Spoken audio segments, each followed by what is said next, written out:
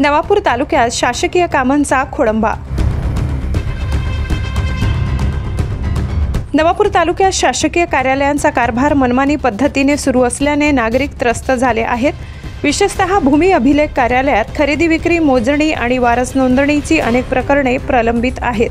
Biometric हजेरी बंद असल्याने कर्मचारी वेळेवर येत नाहीत, ज्यामुळे कामांची नोंद होत नाही। नगर परिषद कार्यालयातही अशीच परिस्थिती असून काही कर्मचारी पत्रकारांशी हुज्जत घालतात असे निदर्शनास आले आहे। या गंभीर परिस्थितीमुळे नागरिक नवापूर तालुक्याला कोणी वाली आहे का असा संतप्त सवाल विचारत आहेत।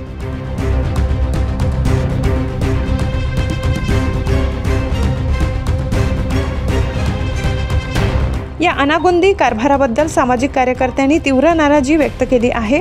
ग्राहक संरक्षण परिषदेचे सदस्य मंगेश येवले, घनश्याम परमार आणि संजय भाऊ भटू पाटील यांनी प्रशासनाच्या या ढिसाळ कारभारावर टीका केली आहे। नागरिकांची कामे वेळेवर होत नसल्याने होणाऱ्या त्रासाबद्दल त्यांनी चिंता व्यक्त केली असून या समस्येवर तातडीने लक्ष देण्याची मागणी केली आहे। जे आईच्या नावाचे करायचे आहे, मी 3 महिन्यापासून इथे फिरत आहे। अधिकारी कधीही मला भेटले नाही आहे आणि जे मेन प्रमुख आहे ते तर भेटतच नाही आहे। तर आम्ही पकड करून सगळे नोटिसा सगळे इथे निघून गेली आहे। तरीही आता फक्त थम्सच बाकी आहे, पण मेन प्रमुख अधिकारी हजर न राहिल्यामुळे आमचं काम फार मंद गतीने चालू आहे। आम्हाला फार अर्जंट काम आहे। तरी माझी आईची वय 91 वर्ष झाली आहे आणि त्यांना मी फिरवत आहे, म्हणून मला लवकरात लवकर काम व्हायला पाहिजे। यासाठी इथे काय कोणते जबाबदार अधिकारी आहेत त्यांना समक्ष हजर करावे ही माझी विनंती आहे।